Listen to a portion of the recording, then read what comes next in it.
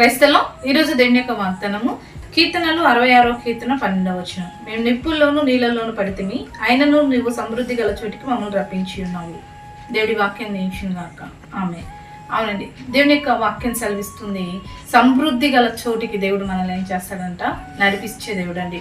భక్తుడు చెప్తున్నాడు, నీళ్ళల్లోనూ నిప్పుల్లోనూ అంటే అలాంటి పరిస్థితి, మునిగిపోయేలాంటి శ్రమలు, మరి అగ్నిలాగా కాల్చివేసే ఒక శోధన భక్తుడికి సంభవించినప్పుడు భక్తుడు చెప్తున్న మాట, అలాంటి అగ్ని లాంటి శ్రమలలో నుంచి మునిగిపోతూ, ఇంకా నేను మునిగిపోయాను, ఈ పరిస్థితి నుంచి లేవలేను అన్న పరిస్థితి నుంచి నా దేవుడు నన్ను విడిపించి సమృద్ధి గల చోటికి నా దేవుడు నన్ను నడిపించాడని భక్తుడు చెప్తున్నాడండి. ఈ రోజు నీ పరిస్థితి ఎలా ఉంది? అదే నీళ్ళు అలాంటి నిప్పులు లాంటి శ్రమలలోనే, అగ్ని లాంటి శ్రమలలోనే నువ్వు ఉన్నావా? పరిస్థితి మరి నీళ్ళలో మునిగిపోతున్నట్టుగా నీ పరిస్థితి ఉందా? ఏమాత్రం ఆధారపడకు. ఆనాడు ఉన్న దేవుడు ఈనాడు ఉన్నాడండి. సమృద్ధి గల చోటికి, అలాంటి పరిస్థితిలో నుంచి సమృద్ధి గల చోటికి దేవుడు నిన్ను నడిపించబోతూ ఉన్నాడు.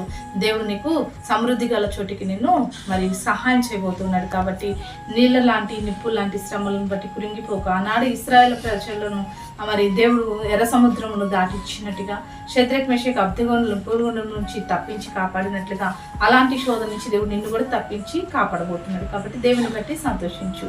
అటు రీతిగా దేవుడు అన్ని విషయాలని సహాయం చేయను గాక. ఆమేన్. ప్రార్థన చేసుకుందామండి. సకల ఆశీర్వాదాల కారణభూతుడమైన మా ప్రియ పరలోకపు తండ్రి, ఆయా నిప్పు లాంటి శ్రమలు, మునిగిపోతున్న శ్రమలు ఉన్న బిడ్డలు వెళ్తున్నారు, వాటి నుంచి విడిపించి సమృద్ధి గల ప్రదేశానికి నడిపించమని యేసు నామములో ప్రార్థిస్తున్నాం తండ్రి. ఆమేన్.